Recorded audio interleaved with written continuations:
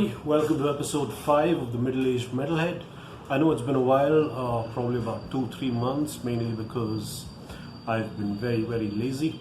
So finally decided to get off my ass and put together another one of these.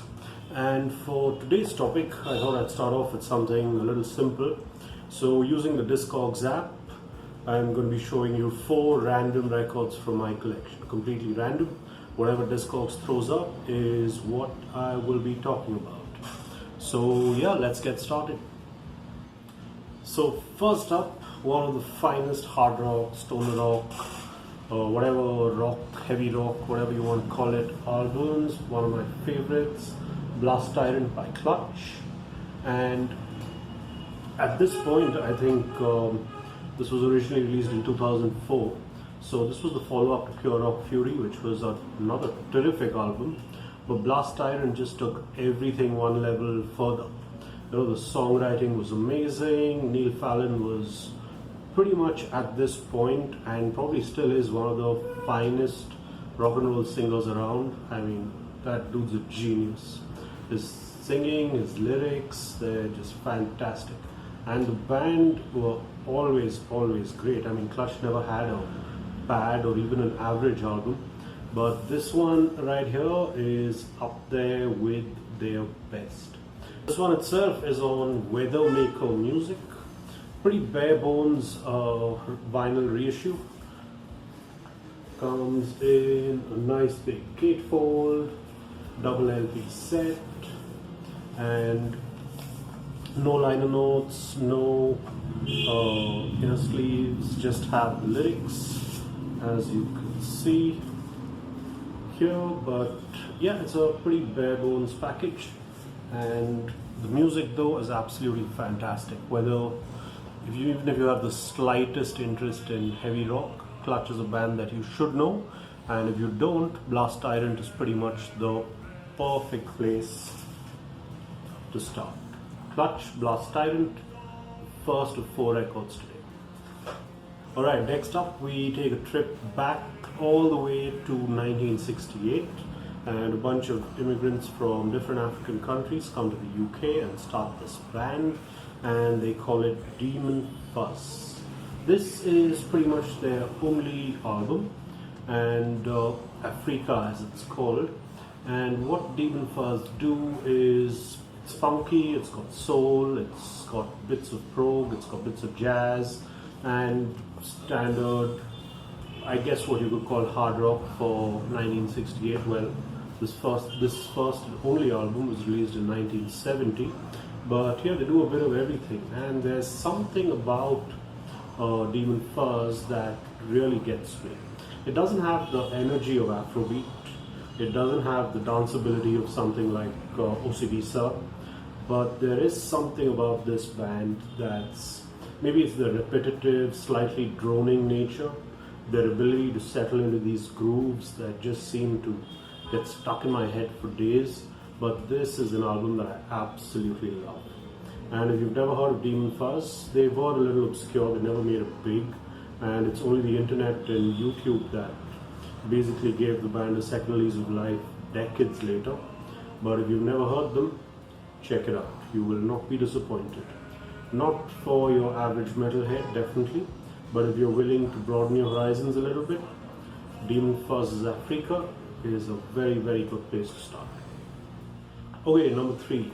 So pretty much any random collection review that I do is always going to have some thrash in it, and sure enough, Discogs helped me play this week one of my absolute favorite thrash metal albums, probably in my top 10 thrash albums of all time. This is Forbidden, Twisted into Form.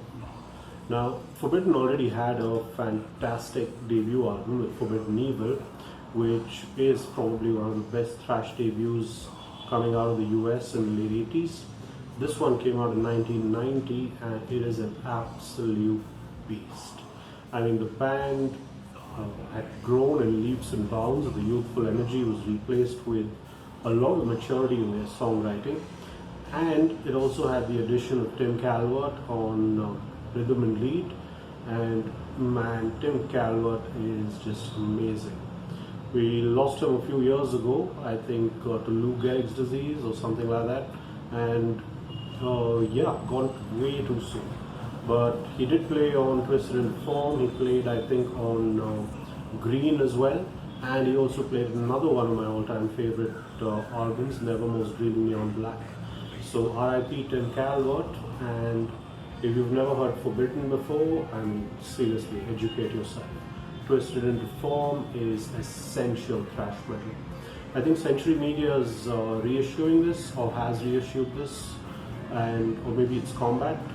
But yeah, if you've never heard this before, pick it up. And if you've been looking for the vinyl, which has been out of print for a long while, then yeah, pick up that reissue. And yeah, Forbidden, Twisted into Form, third record for the day. So fourth and final pick, another one from the late 60s. This one's a bit of a curiosity for most heavy metal fans. And remember, this was pre-Sabbath, so this is pre-heavy metal. It doesn't really have much to do with metal at all. But there is one very fascinating connection. So Sam Gopal, Escalator. Sam Gopal was a, I think, Malaysian tabla player. The tabla being a North Indian percussion instrument, to put it simply. Sometime in the late 60s, he travels to the UK and forms a band under his own name. And what we've got here is basically psychedelic rock. It's dark, it's doomy, and the percussion or the drums are replaced by the tabla for the most part. And so that gives it a strange, kind of shimmering, ethereal quality that is really quite unique. So the interesting bit, of course, for metalheads here with Sam Gopal and the album Escalator, though it was basically the second project of one Mr. Ian Willis, as credited here, whose actual name was Ian Fraser Kilmister, but who the metal world basically knows as Lemmy. So Lemmy's only second studio band anyway, and released in 1969, I think, so just before he moved on to Hawkwind. And yeah, he does a really interesting job with the vocals. He sounds very morose and forlorn for the most part, which kind of adds to the dreamy, doomy, melancholic feel of the music.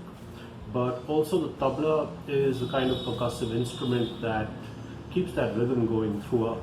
So there's this bouncy rhythm going on in the background. The guitars are very psychedelic, and there is, at least for me, it reminds me a lot of the first Doors album at times as well.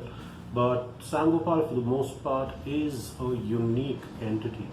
And for 69, I think there's very little that actually sounds like this four-piece.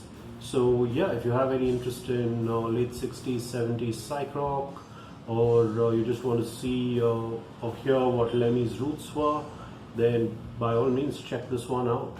It's a very engaging album.